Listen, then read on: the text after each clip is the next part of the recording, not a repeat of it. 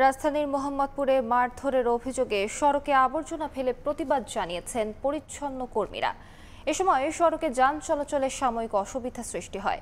বৃহস্পতিবার দুপুরে গাবতলী সদরঘাট সড়কের ঢাকা উদ্যান এলাকায় এই প্রতিবাদ কর্মসূচি পালিত হয়। পরিচ্ছন্ন কর্মীদের অভিযোগ, স্থানীয় প্রভাবশালীরা ক্ষমতার দাপটে ময়লা পরিবহন কাজের নিয়ন্ত্রণ নিতে চায়, কিন্তু ঠিকাদারি প্রতিষ্ঠান সেই প্রস্তাবে রাজি না হওয়ায় বৃহস্পতিবার সকালে তাদের ময়লাবাহী গাড়ি ছিনিয়ে নেয়ার চেষ্টা করে অভিযুক্তরা।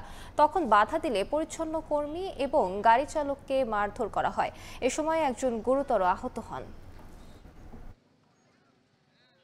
ওনারা ছুরি চাপাটি সবাই নিয়ে আসছে, আমরা আর ওইখানে কথা বলতে পারি না। ওনারা আমাদের গাড়িগুলো ধরে ধরে নিয়ে চলে যাচ্ছে। যাওয়ার পরে আমরা জানতে পারলাম যে এটা রানা এই কাজটা করাইছে। ওনাদের সবার হাতে বড় বড় রামদাও, সামুরা, তারপর আবার কি কুড়াল টুড়াল এগুলো অনেক কিছু ছিল।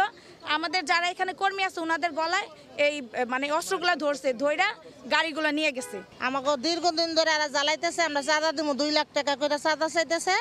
আমরা বলছি আমরা গরিব মানুষ, আমরা ময়লার কাজ করে খাই, আমরা চাঁদা কই থেকে দিব আপনাদেরকে? ওরা চাঁদাবাজি করবে, ওরাই সবকিছু করবে আমাদেরকে, আমরা কর্ম করে খাই, আমাদেরকে কোনো ভ্যালুই নাই। আমরা কি বাঁচতে পারি না?